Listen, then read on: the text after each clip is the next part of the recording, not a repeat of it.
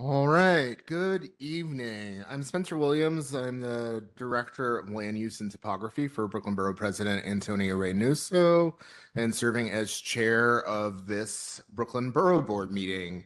We are coming to you here in the room from Brooklyn Borough Hall in the community room on Tuesday, May 5th, 2026, as well as streaming via WebEx. Online, a video recording of this meeting will be posted to the Borough President's YouTube page after this, and we welcome all of those who are joining online. I am joined by my colleague. Madeline Enlow, and I work as a community boards coordinator at Borough Hall. All members of the board received a copy of the agenda and meeting minutes from the last meeting prior to this meeting. We will now do a roll call to establish quorum. All right, so we're going to start with community boards. CB1, 2, 3, 4, 5, 6, 7, 8, 9, 10, 11, 12, 13, 14, 15, 16, 17, 18. All right, we're going to do council members now. 33, councilperson Wrestler. 34, Gutierrez. Okay. 35, Hudson. All right. 36, Ose. 37, Nurse. 38, Aviles. 39, Hanif. All right. 40, Joseph. 41, Mealy. 42, Banks. 43, Swang. 44, Felder. 45, Louis. 46, Narcisse. 47, Santuoso. So, okay. 48, Vernikov. All right, and 50, Carr. All right, we have established quorum. Is there a motion to approve the agenda as distributed prior to the meeting? Was there a second? Seconded. Thank you.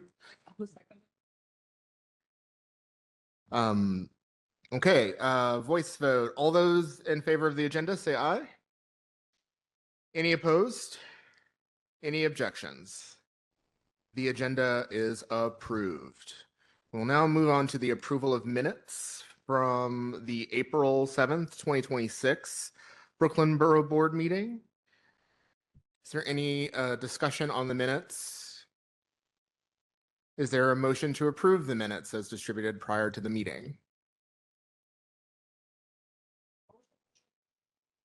Motion from Member Espinal, seconded by Member Scavo. All those in favor of approving the minutes from the April meeting, say aye. Any opposed? Any abstentions?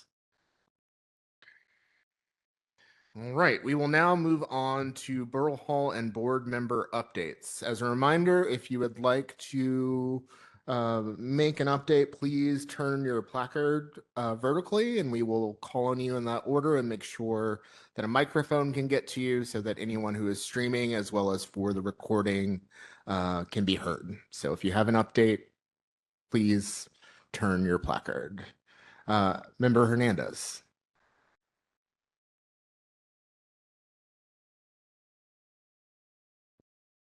Good afternoon. I just want to say happy Cinco de Mayo, Feliz Cinco de Mayo, and also wishing all the mothers a joyful Mother's Day. That would be all. Thank you. Thank you. Are there any additional member updates? Yes, one up here in the front. Hold on, wait one moment for the mic to come to you so that folks can hear you. Thank you. Good evening. My name is Montserrat Oni. I'm here on behalf of CV17. I just wasn't aware, I don't know if everyone in the room is aware that the chair of CV17, Roderick Daly, passed away in April, and his memorial was May 1st and 2nd, and he will be dearly missed for his impact on Dearly missed. CV17 and Brooklyn as a whole. So I just want to make sure everyone knew. Thank you. Member Baptiste.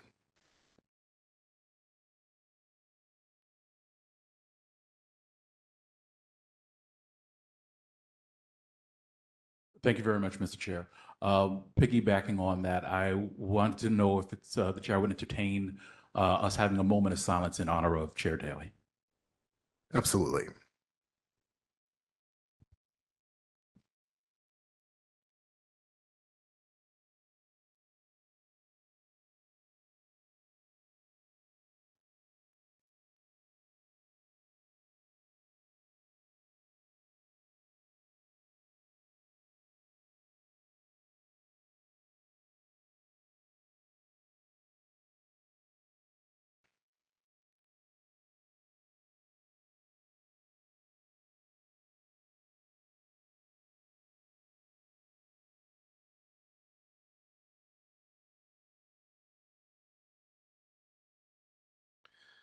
Thank you for that motion, Member Baptiste.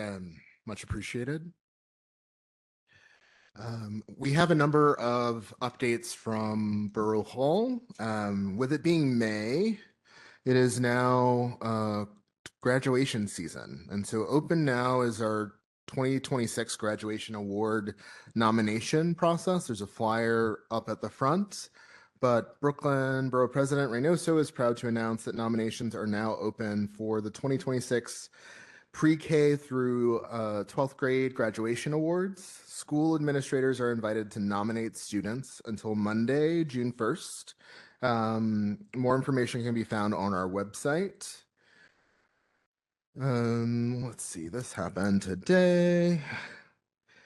Our next ULURP hearing will be here next Wednesday on the 13th. We have 2 items on that agenda. Please see the flyer and the website for more information. Members of the public may participate in person or virtually via WebEx to provide testimony. Do you want to do this one?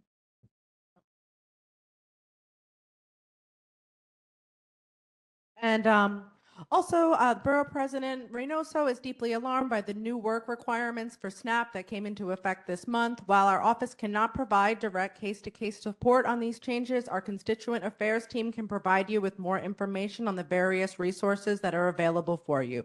A full summary of these changes is also available on our website's homepage.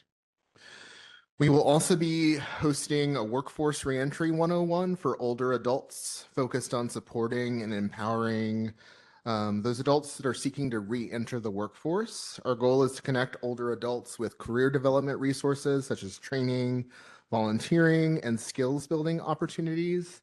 That event will be held here at Brooklyn Borough Hall on Wednesday, May 20th from 9 a.m. to 2:30 p.m. And there's flyers as well on the table and more information on our website as well. I'm going to make one last call for any member updates. Seeing none, we will now move on to unfinished business. As reflected in the minutes from the last meeting, we had a presentation last session from the Prospect Park Alliance on a proposal to restore the Meadow Park Arch. We are required to have a vote on this item in order to send a recommendation to the Public Design Commission and the Landmarks Preservation Commission. We made a motion to table that vote last session, given that some folks, particularly those who represent areas adjacent to the park, were not present for that conversation. As always, particularly for issues related to Prospect Park, if there is a determination that this body would like all members to be able to vote on this item, a motion is needed to do that. Otherwise, without that motion, it is just the council members and the community districts that are adjacent to the park. So, would like to open the floor for any discussion on this item or lingering questions that might be present for the discussion of the arch.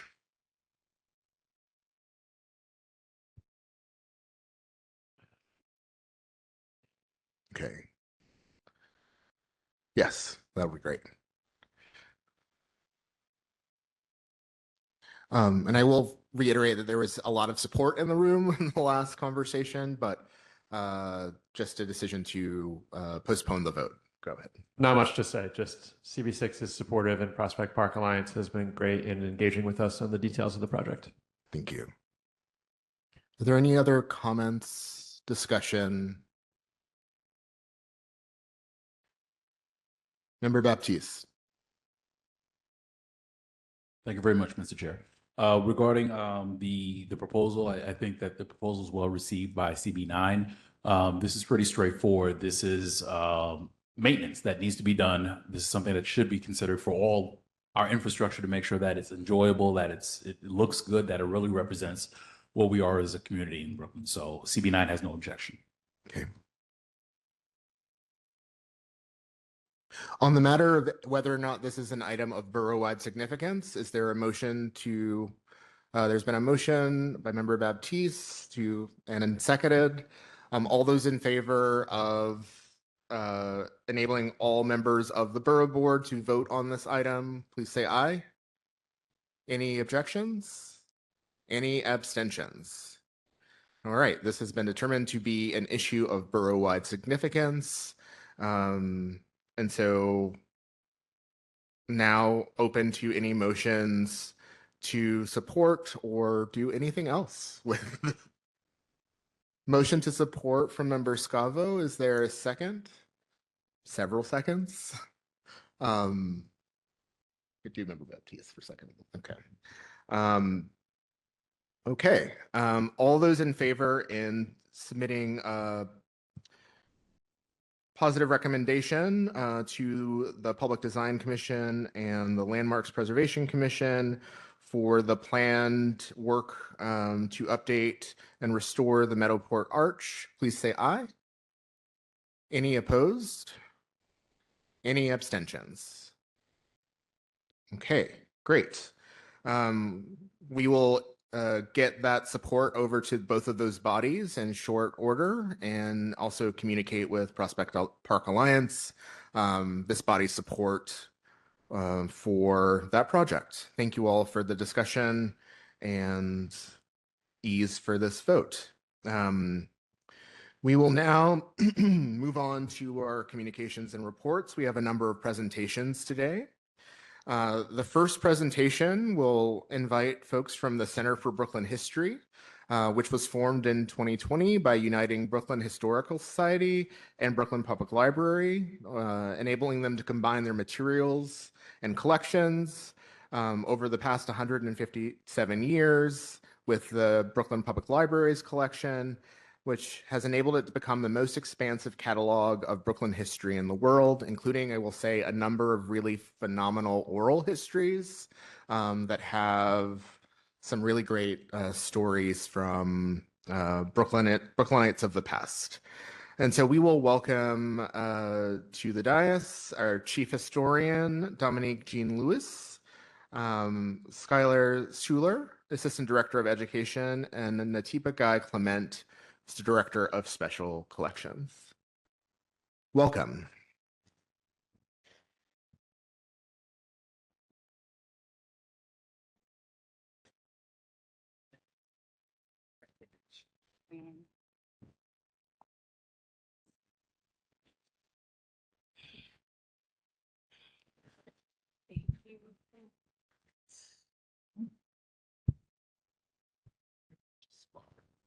Do I have to aim it in? Should just be able to aim it in. That way it's great. Perfect. Yeah. Good afternoon, everyone. I just want to start by saying what a pleasure it is to be here to talk to you folks about our work at the Center for Brooklyn History. So my name is Natiba Guy Clement. I'm the Director of Special Collections there, and I will pass it on to my colleagues to introduce themselves. Sure. Hello, everyone. I'm CBH's Chief Historian, Dominique Jean-Louis. Hi, everyone. My name is Skylar Schuler. I'm the Assistant Director of Education at the Center for Brooklyn History. So as was just mentioned, Center for Brooklyn History, or CBH, as we call ourselves, is Brooklyn Public Library's nationally recognized research library and public history institution. We were established in 2020 through a merger of the Brooklyn Historical Society and BPL's Brooklyn Collection, which was the local history archive located at the Central Library. BHS was formerly the Long Island Historical Society, which was founded in 1863. And in 1881 moved into the landmark building that CBH still occupies. So we are right around the corner on Pierpont Street. By combining our collections, Center for Brooklyn History has become the most comprehensive collection of materials related to Brooklyn's history and culture in the world. As a result of the merger, access to our building,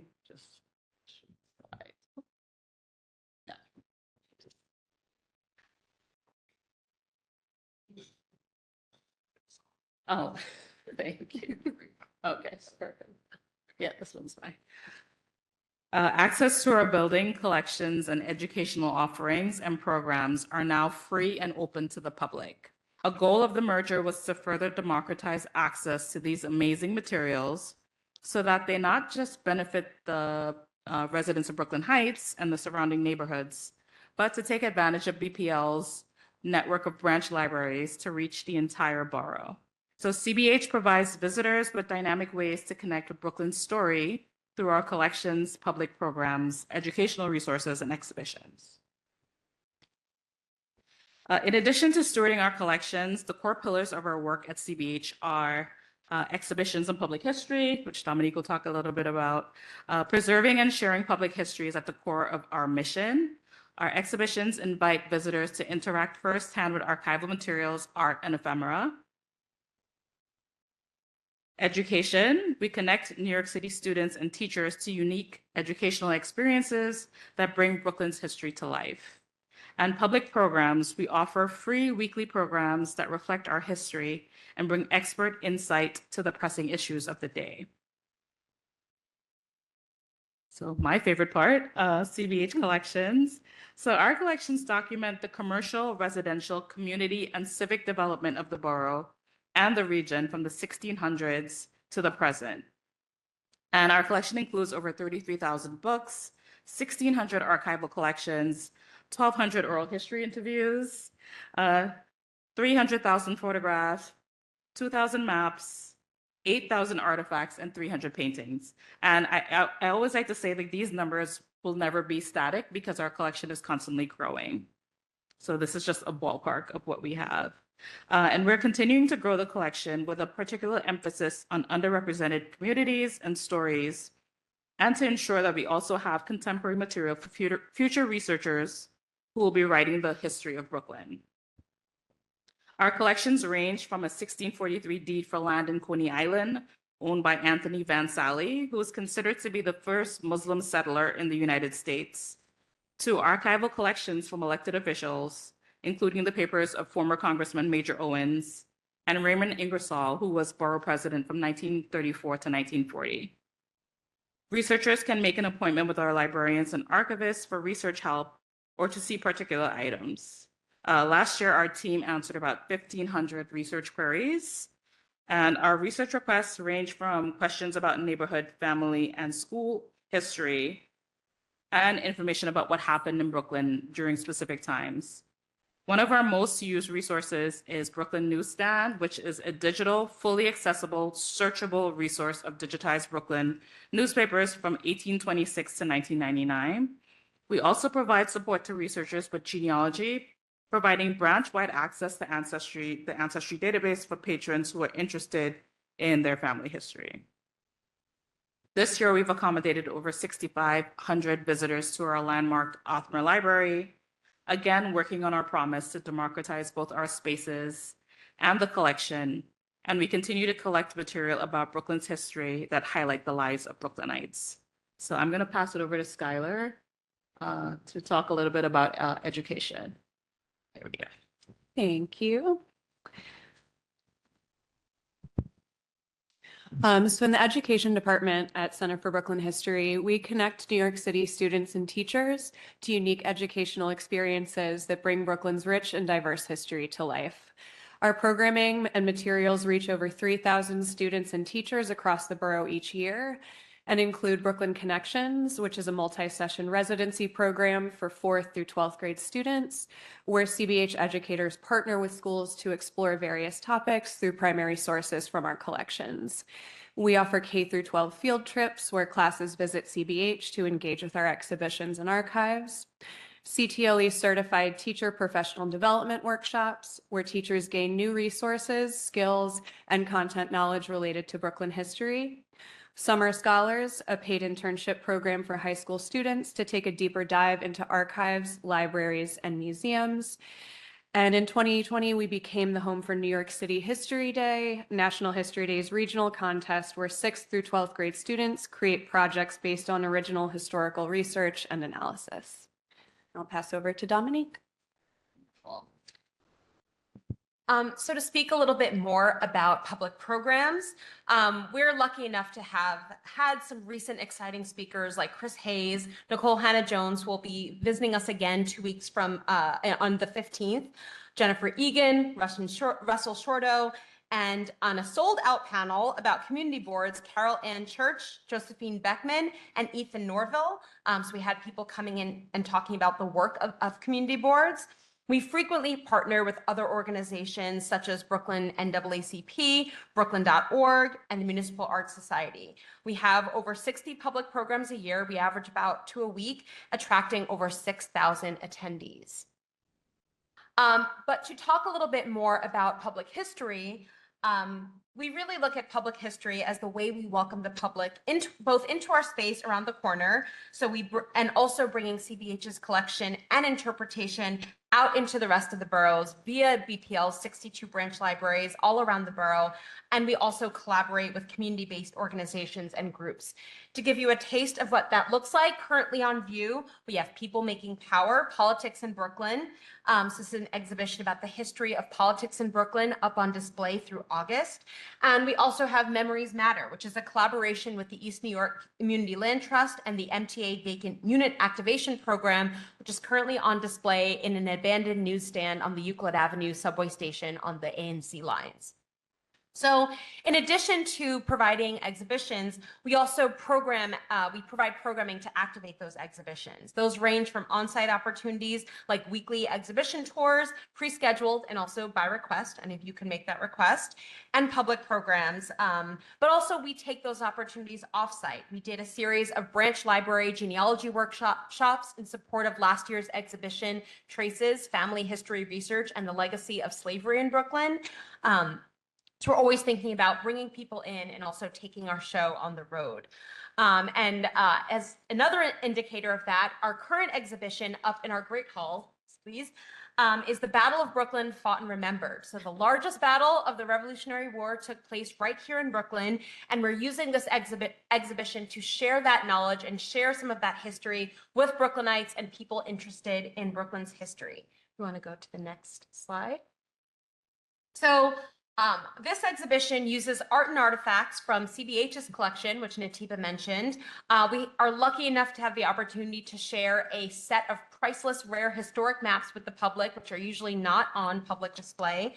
Also digital interactive tours. So we use all of this content to help visitors learn about the events of the Battle of Brooklyn and why it is not only the largest battle of the Revolutionary War, but in fact is one of the most consequential events of the American Revolution. Just go to the next slide. Almost here. Page. There we go.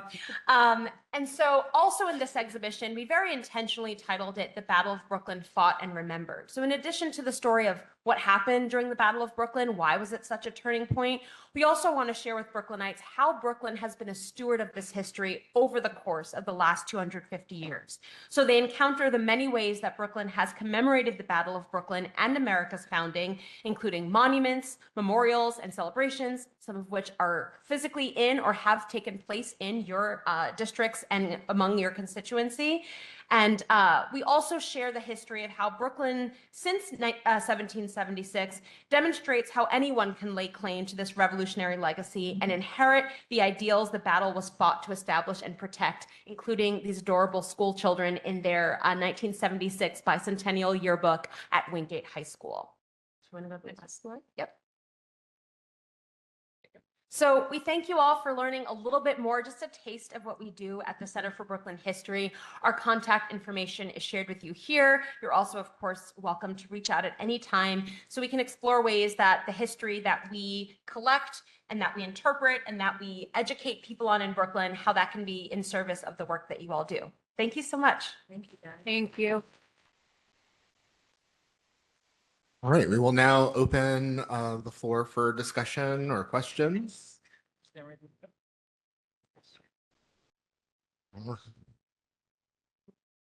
Yes, we can share the contact information with the board members.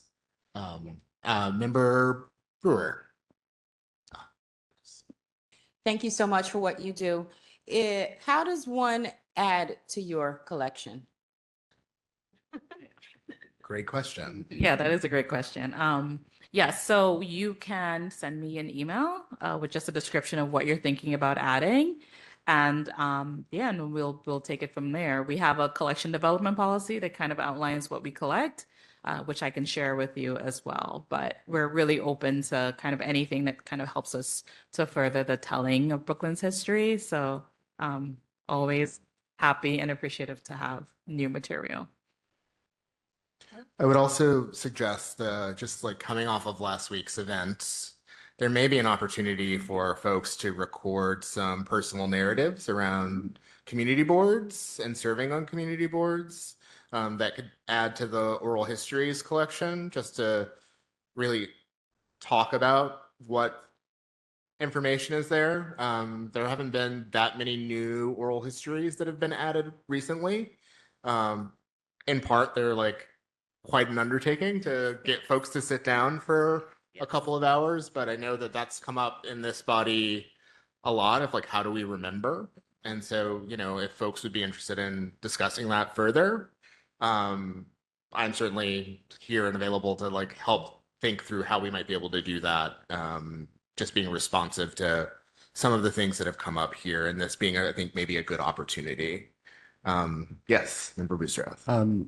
Thank you again for the presentation. A question around storage of the collection's materials. Like, I would imagine that your space is really old. The library doesn't have that many locations. So given that folks can also still submit, what is your capacity to hold things? And is it near New York City? Very good question. That is thank you for that. So yes, we are in a landmark building. Our library is a really rare interior landmark as well. We're doing a lot of space management just generally. We also have storage space still at the central library. So we're not completely at capacity. We also do offsite storage. So we do a lot of managing of the materials that we know that we want to keep on site versus what we keep off. And that's usually generally around how many requests we receive for material. We also try to do some digitization, so that also allows us to have things be accessible to everyone. I mentioned Brooklyn Newsstand. Those were newspapers that we digitized, so now everyone can have access to it. So it's not like we need to have physical newspapers on site anymore. So we do a lot of managing that way in terms of like, if something is digitized, we know that we can send that off site because people are going to be able to have access to it. So it's really a balance between access and storage, which, you know, it is a bit of a fine line, but I think we do a really good job of managing that. And what is the typical sort of turnaround time if someone is like working, a researcher is reaching out to you all? to be able to get things on site to be able to look at them. Yeah, If people so have questions and are thinking about how long they yeah, might my wait. do that in advance. Yeah, so we also communicate that really well with any researcher that reaches out to us. So our turnaround time for offsite materials, we say 2 weeks. Oftentimes it's a lot quicker than that, but just to allow for any, any scheduling issues with our vendor, we do state that we need a little bit of time to be able to do that. And as far as materials from the central library, that's a little bit quicker for us. Wonderful. Yeah. Well, yeah, thank you.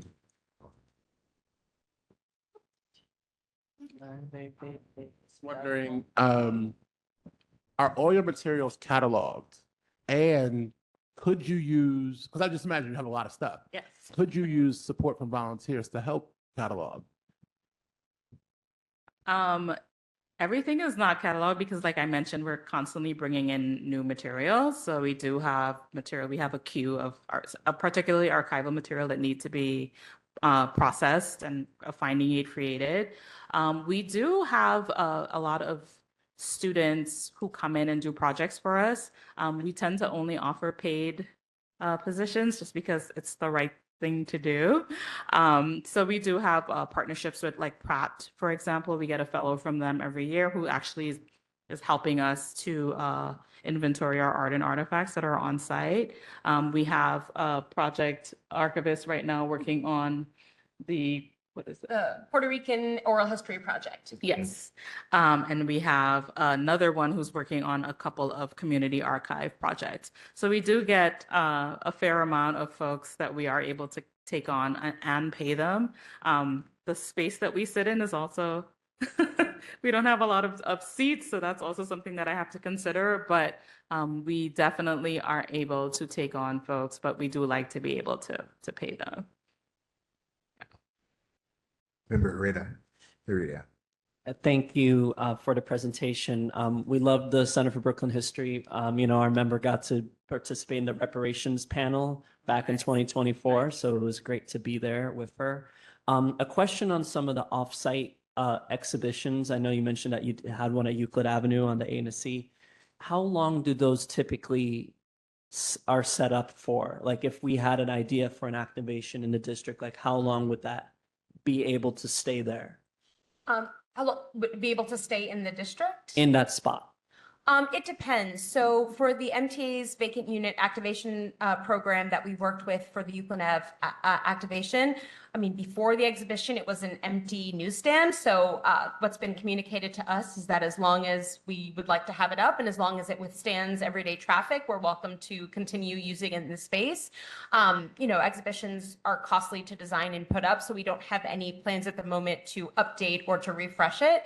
But as far as that program, there isn't usually a sunset date put into the program, but it would depend on the space. It would depend on what materials are involved and where it's located and the kind of wear and tear. But we don't kind of have every collab we do can only be up for X amount of time. We're happy to leave things up as long as they're useful and as long as they can withstand installation. Thank you. I would also suggest that this is something that could also be supported by council members through discretionary funds as well, whether that's in the district or other places. Certainly there's a couple of different city organizations that could allocate monies to do exhibitions like that. Member Baptiste. Thank you so much for the presentation. My fraternity, I think we had actually donated a collection. We're a Brooklyn chapter. We have a Brooklyn chapter that donated part of the collection, and I had an opportunity to go there for a forum that was really great. It's a wonderful space. Along those lines, is the space, the library, the CBH, do you have community events as well? Is it an open space? Is there, ability to reserve space as well for community activities?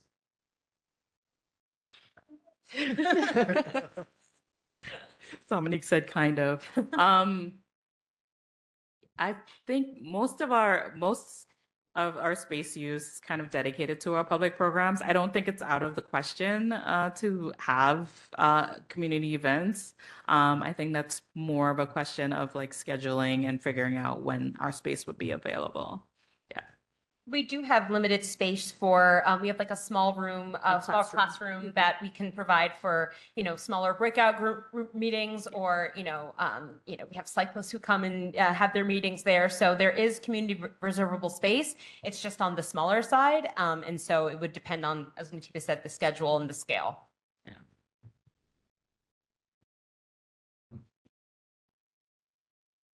Coming to you in one moment with the microphone. Thank you. Thank you for being here as well. You said something about Euclid Avenue. Can you talk about that? Because that is my home station, and I just absolutely love that piece. It, speaks about Congressman Towns. Yes. It speaks about Maxwell and all of the old entities out there in East New York. And I wanted to know, how could we showcase something like that at the community board? So many people don't even know that it exists at Euclid Avenue, but that's my way of travel. So I see it going in the morning and I see it coming home from work. So if you could speak a little more to that, I would, but thank you. It is so refreshing. I'm getting emotional hearing about that. I love talking about that that collaboration. So that particular pop-up was a collaboration between ourselves and the East New York Community Land Trust. It was supported through our BPL incubator program at Brooklyn Public Library, and we were able to collaborate over the course of a year using our collections materials and a lot of the East New York Community Land Trust's connections within the community. We did community art making workshops, and some of those materials are featured in the exhibition. So over the course of a year, we were able to actually install it.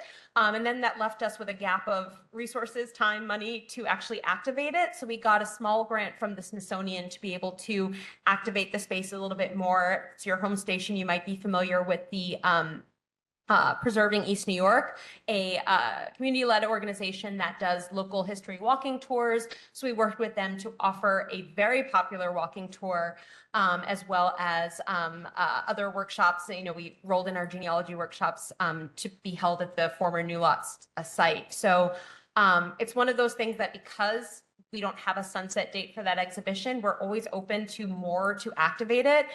We very much, working with Preserving East New York, the CLT, the folks at the library, we've really gotten a chance to make some lasting connections with folks and groups in that community. So can say for myself, and given that I'm the entire public history department, our public history department is very excited to do more work on those exhibitions and other community-based work that lets us get to know other groups who are doing good work and find value in adding history to the work they're doing and offering it to their communities. So that happened to be the perfect storm of the MTA, BPL's incubator, and ourselves. But certainly, if on a case-by-case basis, if and when those situations arise, we'd be delighted to do it in other neighborhoods and also activate existing programs, because once it's up, all you have to do is create things around it and make use of it. But we had strong support from our collections team to make sure that our material about East New York can live in our collections,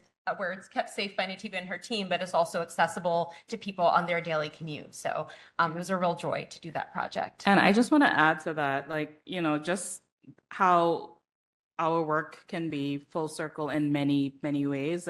Because of Memories Matter, and because of Dominique working with East New York, with the Land Trust and with Peony, they actually donated a few issues of the Link newspaper to our collection, which we had a few, but we didn't have a lot, because some of them are on the People Making Power. Yeah, and People Making Power are none and some are on Memories Matter as well. But because of that, that collaboration with the community, it also helped to build the collection, which again goes back to the community. So it's really lovely full circle work that we do here. And, I'm really proud to be doing this work. What a quick follow-up question? Go ahead.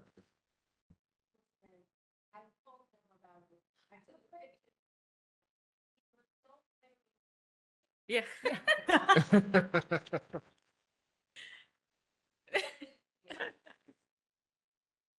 Thank you. Appreciate that.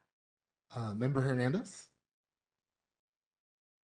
Thank you for the presentation. I have a question about podcasts. Do you have any available now? And I know you also mentioned Coney Island, so I would, would love to hear more about that. Thank you.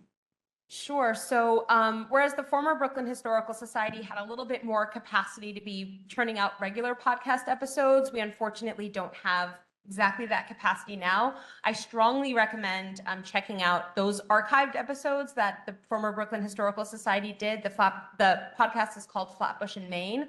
All of those episodes are still available via BPL's podcast page. And when and where we're able to kind of, again, using the bandwidth we have case by case. For instance, last year's Trace's Family History Research and the Legacy of Slavery in Brooklyn exhibition, we're able to collaborate with NYU's Public History and Archives Master's Program to do a limited series based on the exhibition where we got to feature the oral history we did of some of the families descended from enslaved people in Brooklyn. So it's something we always have our eyes on to try to do more of. It's just a capacity. So again, if there's ways that folks want to reach out to us to collaborate, we're always open to it, as well as the rest of the Brooklyn Public Library system. I know we have longstanding Our Streets, Our Stories is a podcast they produce, as well as another incubator program that concentrated on communities in Fort Greene that was produced last year. So again, unfortunately, it's not a existing ongoing program we can direct you to, but we're always open to ideas. And when we do have the resources and capacity, we love to be able to produce those things because they are enduring. But the existing podcast that we have, Flatbush in Maine, is also a very useful way to not only learn more about Brooklyn's history, but it was collections based. So via that podcast, you can learn a little bit more about the collections that we make available. Go ahead. Oh, thank you. And yes, I know you mentioned the Coney Island part about, in the presentation. So yeah, kind of missed that. I think. I don't know. Are there particular kinds of things in the archive and collection that are specific to the Coney? Oh, yeah. Yes. Yes. We have a lot of photographs, books, and other archival material related to Coney Island. There is no shortage of Coney Island material, which is really great. And a lot of our digitized photos are online, so you can take a look at that, and I'm sure, Skylar. Yeah, and I was going to say too, that Coney Island is also one of the topics that we offer in our Brooklyn Connections program. Member Banks.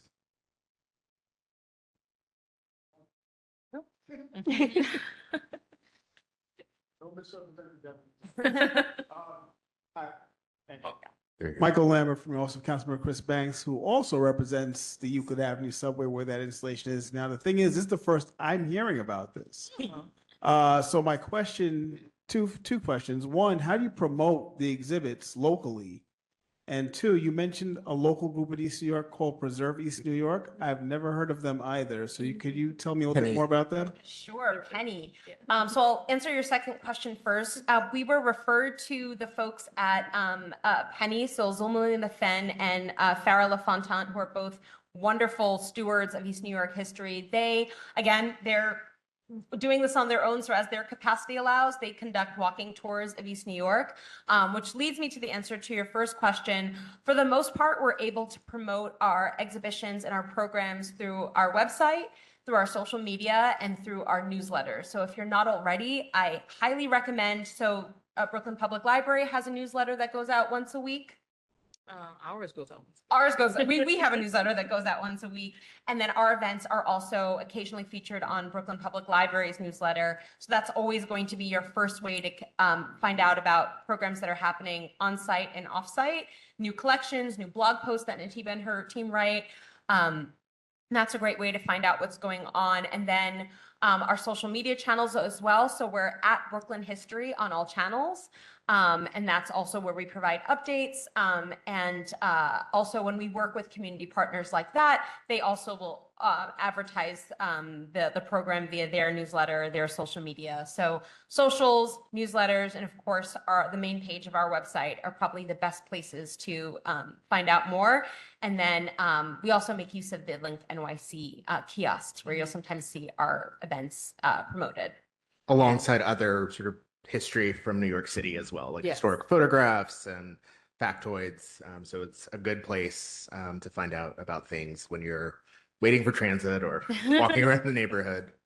Are there any additional comments from board members? I want to do a little bit of chair's discretion here and make space for some public comment on this item.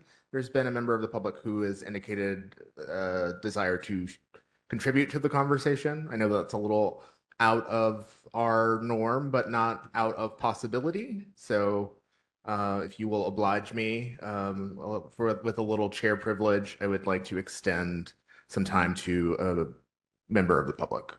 Hi, I'm Ro Johnson. I am a member of CB5, the Sergeant of Arms, and I'm actually one of the chair's backups here at Borough Board.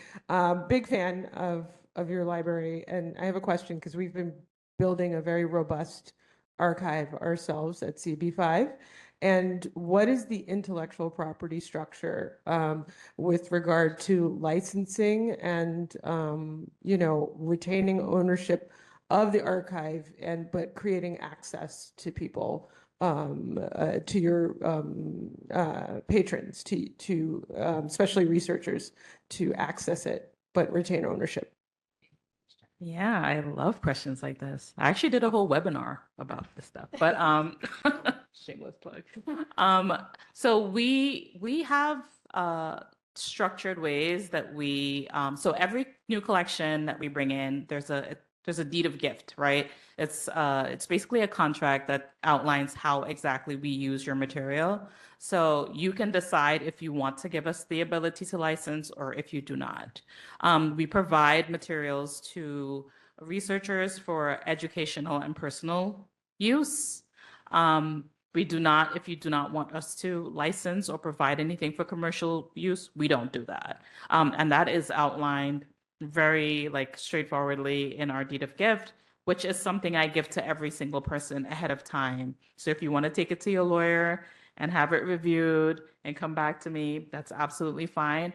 We really operate through a lens of transparency and being upfront about exactly what we are doing. So, and we also, sometimes even in cases where we do not have to, we do reach out to people if we get requests that, might be for an educational use, but they might want to publish it. So we do have a lot of contact with our donors as long as we are able to. So very transparent. Your intellectual property remains with you if that is your preference. If you want to give it to the library, that's also great, but it's not something that we ask of you. Thank you. You're welcome. It's CB5-ENY. It's YouTube, CB5-ENY. All right, with that, let's thank our panelists for all the information. And maybe we'll have to do a field trip as a group. Free exhibition tours every Friday at 3. Come join us, please. Friday is coming up. Yes. Thank goodness. All right, we will now move on to a welcome presentation from Measure of America, who are a nonprofit program of the Social Science Research Council. They're here to help and demo their website, datatogo.nyc, which is a free, easy-to-use online mapping and data tool. It helps to bring together federal, state, and city-based data on a broad range of issues and has over 300 indicators at the community district level. So this is something that you can use during your community district needs assessments. It can be something that you use to put additional facts into board resolutions and discussion as well. So really great to welcome Alex Powers, Kate Harvey, and Tara Chava to give us a presentation. Welcome. Thank you, and thank you all so much for your time. And I know you didn't sign up for an evening data presentation, but thank you for bearing with us. And we hope that it'll be useful to you, your boards, your districts, and your colleagues. So we're handing out a poster with information that will hopefully help guide you through the tool, orient you to what is in it. just in case some of these visualizations might be a bit harder to see on these screens, but we'll try and convey the vibe and content and how people have used it in the past. And then, there's plenty there to dig into on your own. And we're also very open to setting up, events in your districts with your colleagues. And we'll share our contact information later on. So just to say all of that, I think I've, okay. It's on. Okay, it's going. All right.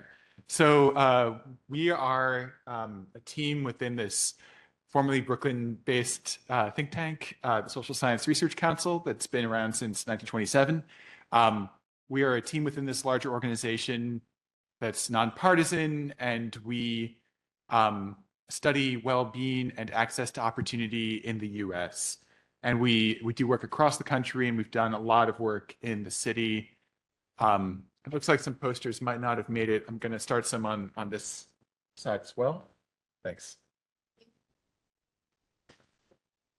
And our work in New York kicked off. Sorry, thank you. I think I'm out of range or something, but thanks for advancing. In 2015, where we helped the Department of Health and Mental Hygiene redesign their community health profiles, and that's an example of Brownsville. And then we also launched Data to Go, also in 2015. And we've updated it since with support from the Helmsley Trust. And the whole premise of the tool, why we built it, is to help understand areas of need and where there are resource gaps in New York City, and to combine, there's a data-rich city. We've got a lot of city agencies creating great data tools. Sometimes it's like a fire hose of information. There's the city's open data portal, but we wanted to make sure that the data was put in a format where it's apples to apples with community districts as the focal geography, and to have it be useful for people who don't have a stats person on their team, or need someone to open up Excel files to understand what well-being looks like in their community. So since we've launched Data to Go in 2015, over 3,500 people have downloaded the entire data set. It's been used by dozens of city agencies, council members, borough presidents, and so on. It's been used by major hospitals for community health needs assessments. So a broad swath of New York City's, people interested in where I should target services, where I should make grants, and so on.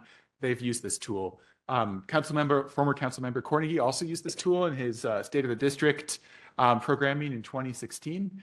And we've also seen it used by a whole host of organizations, including those in Brooklyn, the Red Hook Initiative. There's the City Harvest used the data. There's a whole bunch of different organizations that have used this to understand the demographics, the challenges that people in their district face. The Department of Small Business Services used it to help inform their grant, programming. So basically, it's been used by a lot of small orgs and city orgs, and 10 years plus we've had it running. And you can see some of those case studies on our website, or if you search Community Portraits Measure of America, it'll help give you some sort of scaffolding for how groups have used this tool. Thanks, thanks so much. It's also, it was included in a museum of the City of New York for an exhibit on the 2020 census. Next slide, please.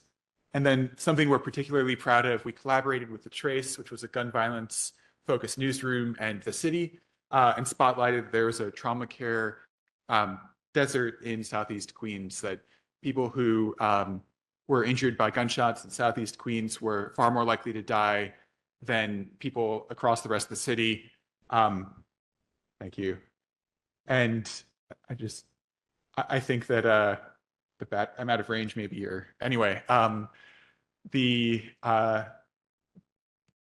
story was picked up by the Queens Borough President candidates, and it really was the work of the advocates and Jamaica Hospital and the ecosystem there that took these findings and ran with it.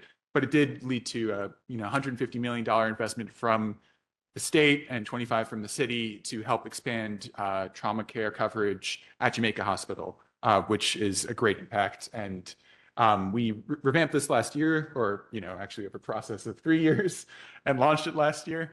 But what does Data2Go do? It's free, first of all, intuitive, easy to use, even though it might be intimidating, that we say there's 300 plus indicators and so on.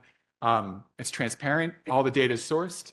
We've got long-term relationships with data partners like the Department of Education, the Department of Health and Mental Hygiene, where we have special data use agreements with them where they release information to us that they don't to other entities. And we've built that, over decades.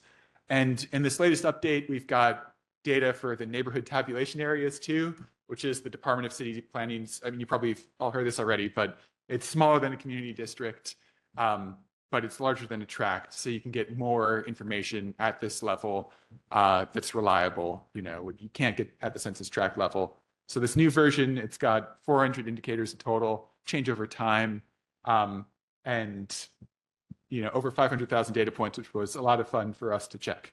And we are now going to just give you a quick demo of the tool. And these are all our data partners. Could you advance the slide, please? And just thank you so much to everyone involved in that and our advisory panel. All right, so this is data2go.New York City. You can either read the tutorial or hit escape and click through, and that's what I would tend to do. So in the top left-hand corner, you can change the geography you're looking at. You can look at a borough view, you can look at a tract view, a neighborhood tabulation area, or the community district. And if it's grayed out, what it means is that the indicator you've got selected just isn't available at that geography. So life expectancy, for instance, like we've got data from the Department of Health that has life expectancy at the neighborhood tabulation area and the community district level. But that wouldn't be available in tract, and a little pop-up would tell you, like, pick a different geography or pick a different data point and you can see it at the tract level. Oh, it's working now. So in the bottom right corner, you can see the neighborhood tabulation area name or the community district name. One thing to mention is that we're continually adapting and improving the tool. And what you see here, where like the city is surrounded by this sort of concrete gray, it's now colored in blue. So we've added a watercolor to this tool, and we've added tooltips with the neighborhood names instead of the neighborhood code. So, we really want to respond to the needs of the city. And if you have an interest in a specific indicator, like we're trying to do something that's better for summer heat temperatures, and that's something that we're focused on in this next update round. What's the street level, tree cover, summer temperatures, and so on. So if you see something in the tool or some feature that you'd be interested in having, please just reach out. Again, we're open to kind of riffing on the tool as we go on. So this is the layout of the tool. It's got the map of the city where you can click on a specific, place or neighborhood. You've got a histogram on the bottom with that specific indicator that you see on the map. Darker colors are always more of a quantity of something, whether it's a good thing or a bad thing. And the default view has what we call the American Human Development Index. It's based on the UN's Human Development Index, which is a way to measure well-being that combines life expectancy, access to knowledge, and income. And it's a good way to sort of get one number, what's the well-being of residents in a community, and it's not GDP or employment, it's a more holistic view of what that is. And the way we like to describe it is it's waving a flag for well-being. It's not the full story, but it tells you something about how a neighborhood's residents has access to opportunity. And then you can look at the other indicators and sort of see, okay, maybe the health is being driven by high asthma rates or exposure to, high pollution. It's basically one part of that story that leads you to the next indicators that round out that picture. So that's what that first indicator is there. And it's what we call the bee swarm, where you can see like a swarm of bees, all the indicators at once. And sometimes that produces some really dramatic differences that you can see at a glance, even on these screens. And my colleagues will talk about that a bit more. And you can also download the data by clicking on the share, which will let you share on social media, or export it as an image, or just get like that indicator in an Excel file that you can then go on and use for something else. And you can compare two neighborhoods. Okay, that's just the download form. And you can compare two neighborhoods by clicking one and then mousing over another, and it'll appear in black and in pink for contrast. And now I'll pass it over to my colleague, Kate. Thank you, Alex. My name's Kate Harvey. I'm a researcher with Measure of America, and I'll just continue to walk you through this first view, which is the Stat Explorer. So one way of navigating through the site is you can just continue to scroll seemingly infinitely through all of the 400 indicators, but we also have these top-level menu items that are each associated with a different color. When you click on a category in a different color, for instance, here on the screen, you can see I've clicked on life expectancy at birth. And since that's a health indicator, it turns the map red, and that data is reflected both in the map and the histogram on the left-hand side of the site. But like I said, you can also scroll through by clicking on these top-level menu items. So the categories we have up there with additional subcategories are health, we have education data, work and wealth, safety, which we take a fairly encompassing view of safety. It has crime data in there, but also things like environmental hazards. Next, we have civics, which has a lot of data acquired through an agreement with the Board of Elections. There's also public budget data on there. And we have our physical world category, which combines sort of built and natural environmental indicators. So one of the new data types and visualizations we have on the site that we're really excited about is the ability to visualize change over time. So we have this at the community district level, and you can access it just by scrolling through the Stat Explorer view. So what you can see on the screen right now, I know it's a little bit small, but this is the American Human Development Index from 2013 to 2022 by community district. So each of these small gray lines in that visualization represents one of the community districts. The line that is bolded is the community district you have selected, and then that blue line sort of in the middle is the New York City average over the period. So you can see by hovering over each point and interval in time, you can see the value for each community district over each time interval. We also have these little buttons on the left hand where you can filter for the community districts with the most change. The most changed community district over this time period was Long Island City, which saw the greatest improvement in Human Development Index score and saw a great transformation over the last decade. Can also filter by the districts with the least change.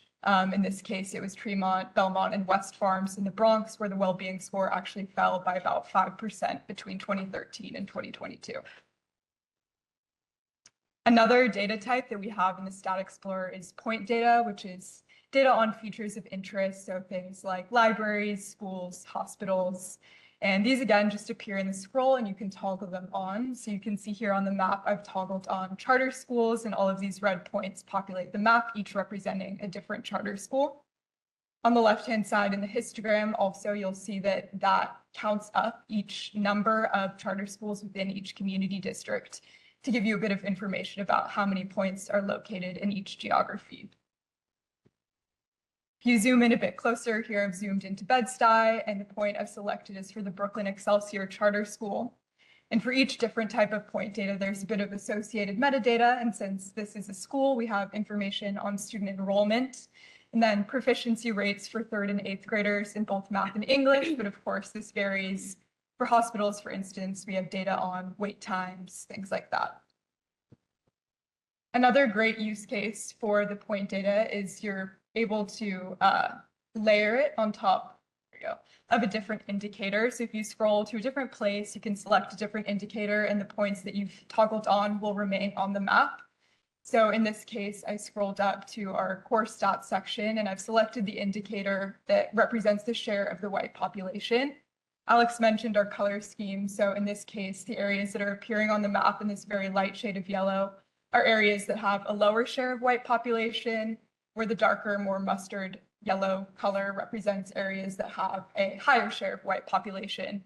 We think combining these two types of data is really helpful for sort of identifying spatial inequalities and patterns at a glance.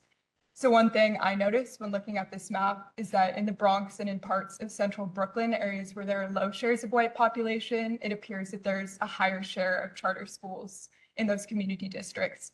And this is something you can do with a lot of different types of point data and indicators that we have on the site, but using those two things to sort of start a conversation about spatial patterns can be really interesting. You can also navigate the site using our search feature. You can search by typing in an indicator name. So here I've typed in turnout. You click on that, it will bring you to the indicator where we have voter turnout. You can also search by geography. So I've typed in 11201. And when you select that, it will bring you to Brooklyn Heights, where that zip code is. And in the top left-hand corner, we have this menu icon where you can see the different views of the site. I know it feels probably like I've covered so much, but there are even more views, and I'll pass them on to my colleague Tara to explain. You can see when you click on that menu, there are all of the other views. But first, just a quick aside about some of the impacts we've seen since the revamp of Data to Go. As part of the rollout process, we hosted a series of technical assistance data clinics. We've done 2 rounds so far. The first one was over summer 2025. And one of the participants in it was Brooklyn CB2 with Taya and Vicar. Some of you may know them. As part of the program, organizations will send 2 representatives and they work on a project over the series of the course. And we teach them, how to use Data to Go. We teach them some tools for data visualization, sources of data for New York City. They work on this project that is relevant to their organization's mission and interests. So over the summer, Taya and Vicar put together a presentation using data from Data to Go, as well as data from New York City Open Data. And the purpose was to pitch essentially that they should be the next community district to have Empire bins and trash containerization rolled out in. You can see those are a few slides from their presentation. And amazingly, they were successful, which was great. And they were kind enough to invite my colleagues and I to the press release where former Mayor Adams announced the news that they would be the next district to receive Empire bins. And just a quick bit of lore for anyone who's familiar. We actually learned while watching the Z-Way Eric Adams interview that this was the site where they met for the first time. Z-Way is a comedian, for those who aren't familiar, but she rolls a clip at the end of her interview with Eric Adams where she is outside of this park, and I watched this clip and I said, that looks very familiar, and realized that it was in fact the event where they announced the trash containerization pilot was being extended to Brooklyn CD2. So that's just a fun bit of team lore that we're always excited to share. And with that, I will pass it on to my colleague, Tara. Thanks. Okay, so as Kate mentioned, everything we've shown you of the tool so far is actually just one view. It's one page called the Stat Explorer. So this is the second view that we want to show you today. I also want to be mindful of time. I'll try to get through these in a timely fashion. But this is our Neighborhood Explorer view. So while the Stat Explorer allows you to view one single indicator mapped across neighborhoods, the Neighborhood Explorer view gives you a host of indicators in one specific place. So the map and histogram on the left-hand side look the same as the Stat Explorer, but on the right-hand side, you can see we have this little title, little image, and a paragraph giving you a brief overview of the neighborhood we have selected. Right here, it's Queens CD9. And then the top-level categories are the same, but instead of the infinite scroll we had in the Stat Explorer, here we've just selected a handful of indicators just to kind of give you that at-a-glance look of each neighborhood. So I'll just click through those top-level categories so you can get an example of some of those indicators. So again, it's the same: education, work and wealth, safety, civics, and physical world. In this Neighborhood Explorer view, we also have the ability to create a custom dashboard. So here's an example of one that we've created for a custom dashboard for young people. It's kind of hard to read, but we've populated it with some indicators related to things like youth employment, education, resources, and family structure. So this is a really great option if you want to create one yourself. Let's see.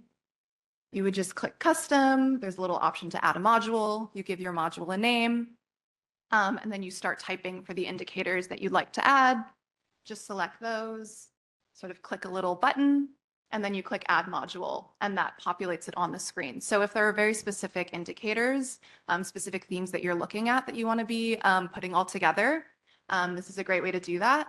This is also a great option because the URL is going to be unique. So you can kind of just copy that URL once you've put together the custom dashboard, share that URL with your colleagues, and they'll see the same thing that you're seeing. So this is the third view that we're showing today. This is the comparisons view. So this allows you to look at two indicators and see a comparison between them. So again, we have the map on the side. This time we have a scatter plot on the other side. Here we have this bivariate color scheme. So right now we have commute time 60 minutes or more one way and high blood pressure as our two indicators that we're correlating. So here the little explainer for the color scheme shows you that for neighborhoods where high blood pressure pertains to a higher share of residents, we have a darker blue. For neighborhoods where there's a higher share of residents with a higher commute time, there's a higher share of red. And if both of those values are high, it's a darker purple. If both of those are lower, it's a lighter purple. So that's just a little bit of an orientation to how the colors in the map and the scatter plot look. We have a little bit of an explainer to kind of orienting you to how that works. And then this kind of lays it out in a sentence. So if you have a long commute time, and you might not be surprised to see that it's correlated with high blood pressure, there's a strong positive correlation between the two. You can see that in the scatter plot. And then we also have the R value listed if you're more technically inclined and that's interesting to you. We also have a bit of a disclaimer that correlation doesn't equal causation. It's pretty easy to select the two indicators that you would like to and just switch them out. So you can just click into either of these little drop downs. You're able to scroll through the indicators, or you can just start typing, and then it will update the scatter plot and the map accordingly. So this is the last view that we're going to show you all. This is the Demographic Explorer.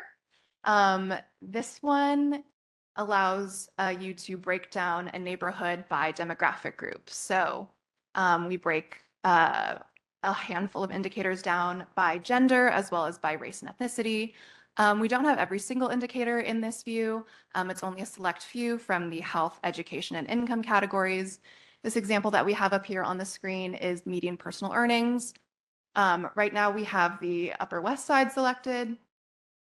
And the way that you kind of orient yourself here is that top level view swarm is all median personal earnings for like all residents.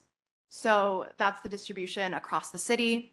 And then the one that is selected is the Upper West Side. So their median personal earnings for all residents is about 95,000.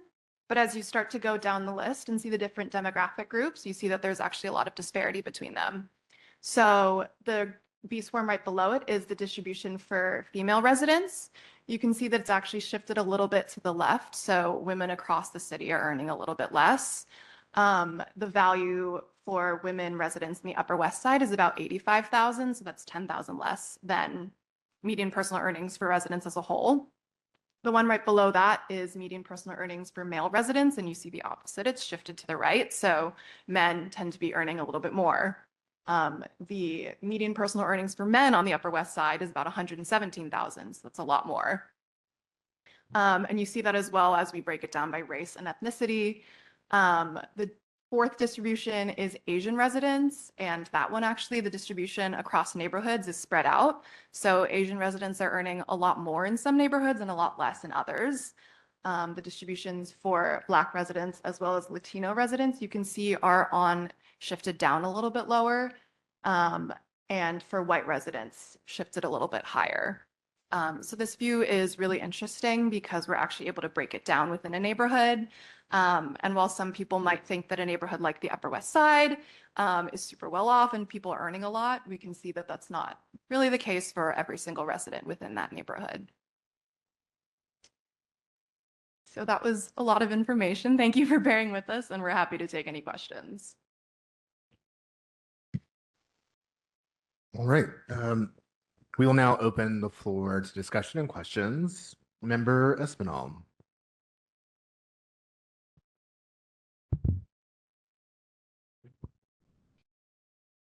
Thank you.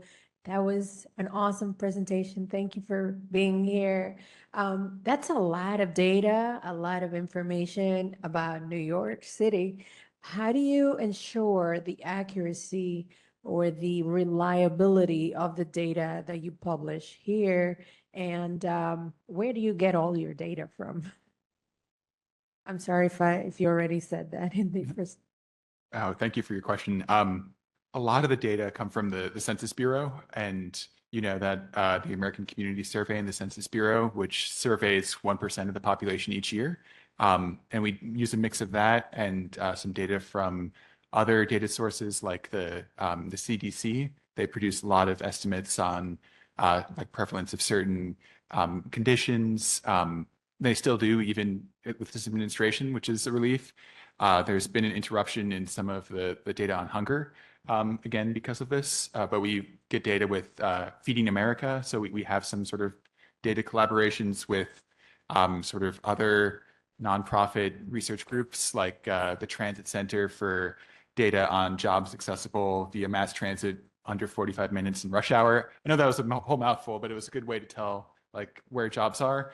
And then we do, in order to make sure that it's reliable, we do a couple of things. For a lot of the census data, we will show it if the census reports it, we'll report it too. And the census does, you know, it's not perfect, but it's still better than a lot of other data sources because they do have a budget to survey people at scale. We do look at the data and see, like, for instance, there's census data on like what share of the population is born in Oceania, not including Australia or New Zealand or, you know, I believe Indonesia. Anyway, we say like for most of the city, the data is so small that we can't say like how many people are born in Fiji. So we just say like we're going to not look at that for the tract level and look at it at the community district level or the neighborhood tabulation area level. So we do go through this and say like, do the data make sense? Is it passing statistical tests?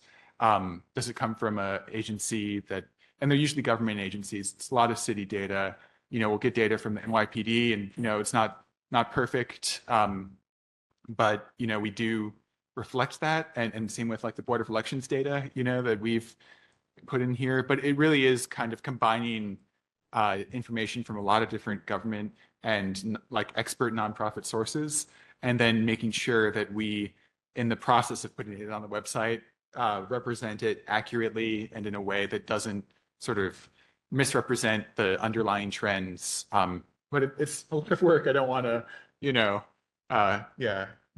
It's also to say we don't collect the data ourselves. We're pulling it from other sources. Yeah. So a lot of that relies on trust that the data sources that we're pulling from, as Alex mentioned, have also done a lot of their own checks. Yeah. Thank you. Member Brewer will be followed by Member Baptiste. Well, good evening and thank you. Margaret Brewer, Community Board 16, Brownsville.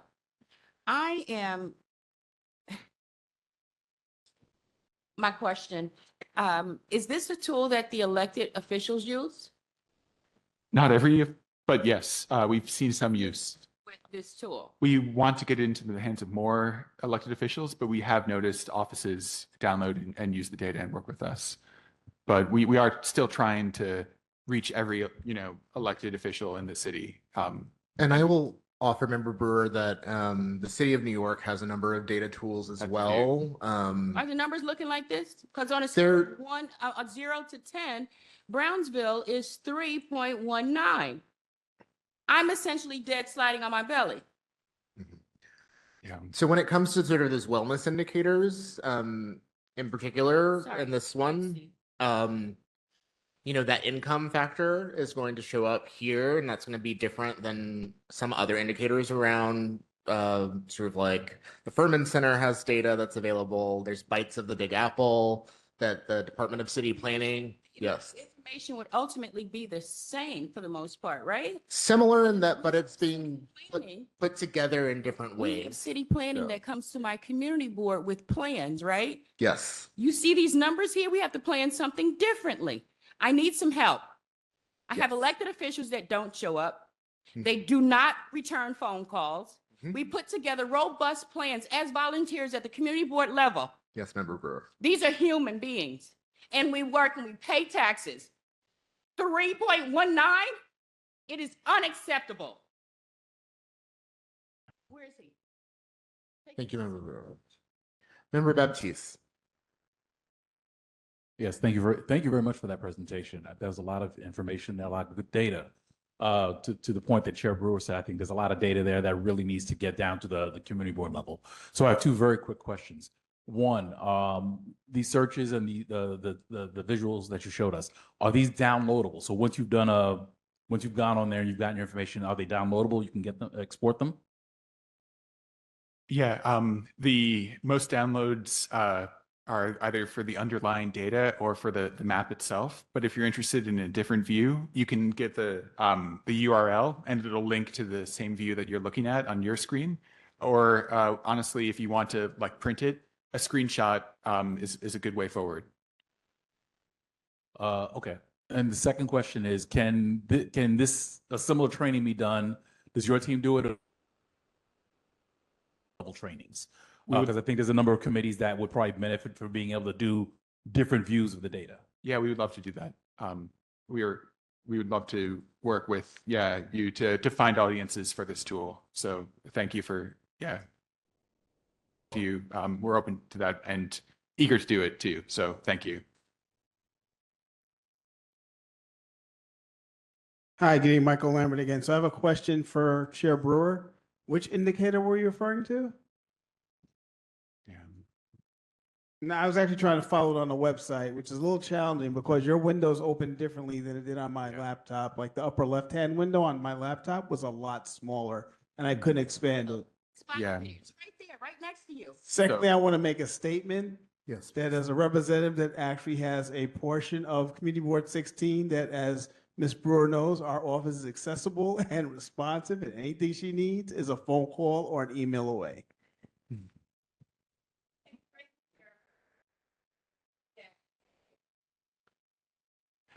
One more additional comment here in the back.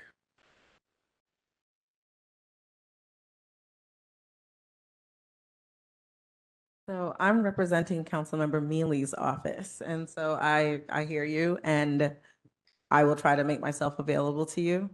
But I noticed that the data that you're looking at is really based on the education portion. No, sorry, it's like an overall, it's like a overall average of everything, right? And it was a little jarring when I looked at it myself, but unfortunately, I see it driving into the area. So I don't live in the area, but I see it, like I can see the data driving into the area where her office is located. So I think more so we need to figure out ways to support the community to get things. Absolutely, absolutely. I understand.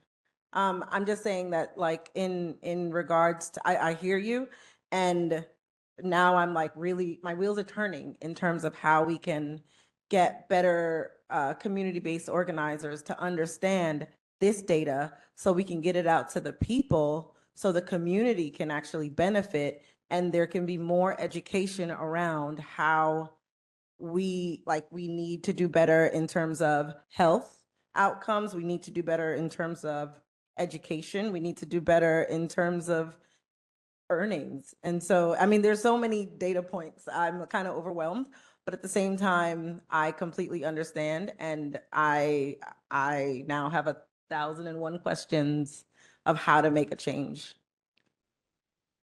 All right, we're gonna next come to Representative Councilmember Santos Vosos, and then we will go back to Member Lambert. And just in the interim, we realize it's a fire hose of information, and our hope is that if you look for community portraits, Measure of America, if you Google that, you'll see some ways that people have used it. One powerful one I remember was that someone testified before City Council that the residents in their neighborhood were earning way too low to qualify for affordable housing developments in their neighborhood.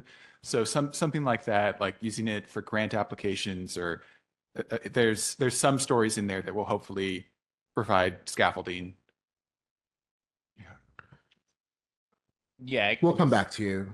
Sorry. Okay. Yeah, I guess my question was whether or not there is it possible with the tool right now, or are there going to be efforts in the future to break this data like further down into like the election district level? Like, you know, just to observe, like you have Coney Island as about a 5.4 on this map, but I think that there's like there's an averaging out thing happening. If you look at like the Seagate election district versus the election district right next to it, I think you're probably looking at something much more similar to Brownsville than you are Yeah. Gravesend. Yeah, we would love to do that in future releases to add, you know, election districts and council member districts as a discrete geography. Member Lambert. Just really quickly, so the numbers are 3.19 above Brownsville. That's the American Human Development Index. What exactly is that measuring? Sure. So it's a combination of life expectancy at birth, which in Brownsville is quite, you know, lower than the rest of the city, and earnings and of educational attainment and school enrollment. So it's a version of the UN's Human Development Index, and would show that, you know, for countries with quite similar GDP levels that would look good like that, there were real differences between Vietnam and Pakistan, where the Vietnamese would live a lot longer, they would higher literacy rates, and we basically brought that approach to the US, and it looks at the same things that the UN index looks at, with everything the same, except instead of looking at literacy, because, you know, of the high literacy rate in America, we look at higher degree attainment for adults and school enrollment for school-age children. So that's what feeds into that. But we do in the tooltip and on the site show you the components that go in, you know, the life expectancy, the education, and the earnings. Thank you. Okay, are there any additional comments, questions? Yes, we can come back now. Go for it, yeah. The tooltip is at the bottom left corner. That's what you're talking about? I don't. Tip is when you're hovering over an indicator, there's a little box that Ah, appears above.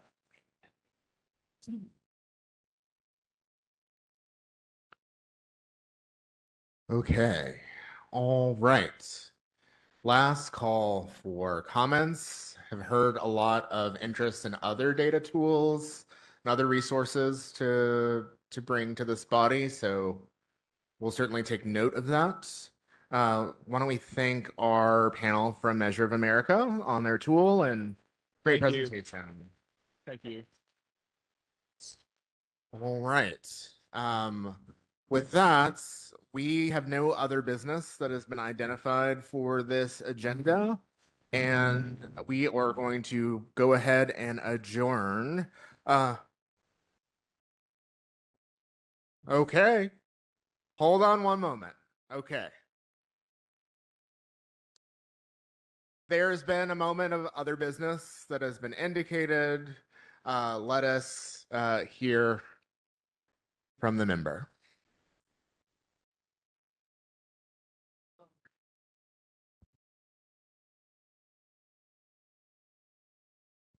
Thank you. Not gonna be long. It's 7:40. We're gonna get out here. 5 minutes. I have a question.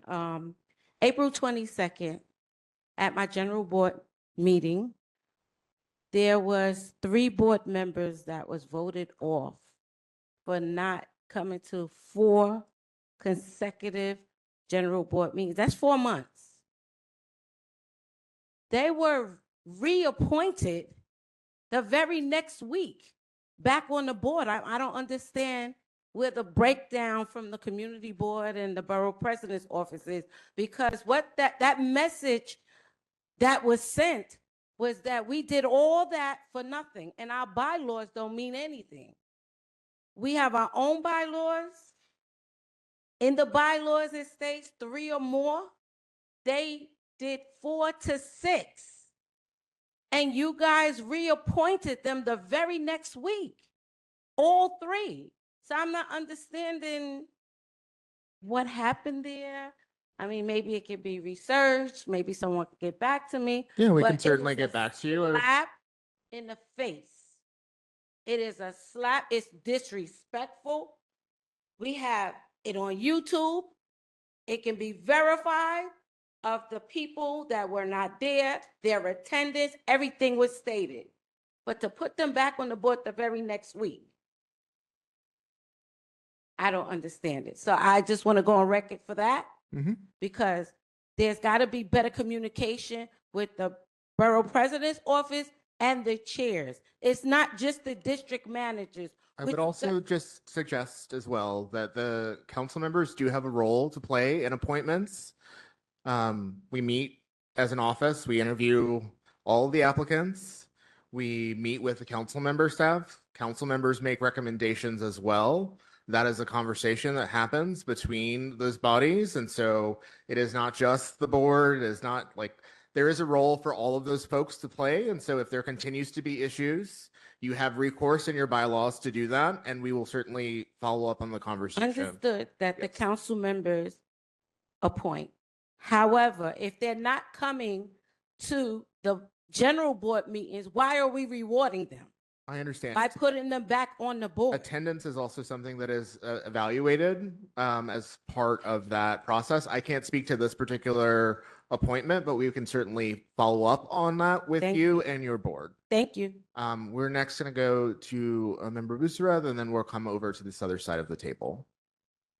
Just related to the chair's statement, I just have a question and perhaps suggestion. Did they attend the meeting that they were removed? Oh.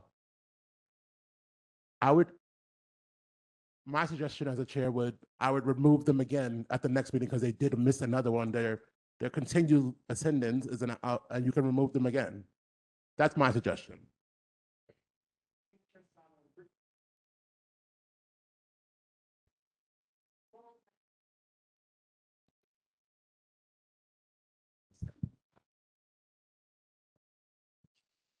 Yes, please. Thank you. Similar to CB5? Yes. Similar to CB5, we have questions on the transparency of board appointments. We'd love to know, I don't know how much information we're allowed to know, but for example, how many people applied of the people who were chosen? Because I think in the issue that CB5 is facing, the unfortunate fact is now out of 50 community board members, they have a guaranteed 4 who are not people holding their weight. And so even if those people are removed today, they lost out on a potential 4 that could be active. And we have, a retention problem. Every year we get new people, and out of the new people, half don't come. But then we have people who, maybe weren't renewed. We're also facing a lot of people being sunset because of the term limit issue. So it's really important for us to have some visibility into how our membership is being chosen. For like me, for CB17, we have several key members who are term limited next year. And so we want to know why certain people are being chosen, why even on our recommendation to remove some people, they're not being removed, because that's really harming our district because we just don't have people that are active to do the work. So if we could have some information on how much transparency is allowed. Obviously, I understand I'm not asking for the minutes of the meeting, right? Because people have, maybe you share confidential information, that's fine. But again, like how many people did apply, right? Because actually we have a vacancy. Is it that there were only 49 people that applied, or did 60 people apply and only 49 were deemed appropriate? Like, that stuff would be really helpful for us. Can we nominate, can we encourage certain people, whatever? Because I will say that all borough presidents are required to produce a community board report every year. During the appointment process. Those are available on the borough president's website under reports or news. You can see all of the past reports in terms of the number of applicants, the demographics of those applicants. Those pieces are required and outlined in the city charter and under local law. And so that would be the place where I would start. And if you have further questions, I would reach out to Carol Ann directly via email, and we will get back to you as staff. Thank you. Member Baptiste.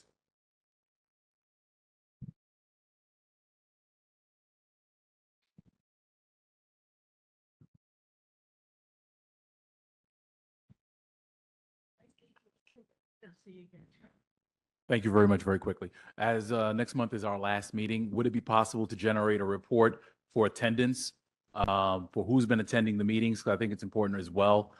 We've had issues with quorum and things over the last, couple of years. So I think it's important that I think as part of our final business is we see who's been coming and who hasn't, because I think it's important for transparency.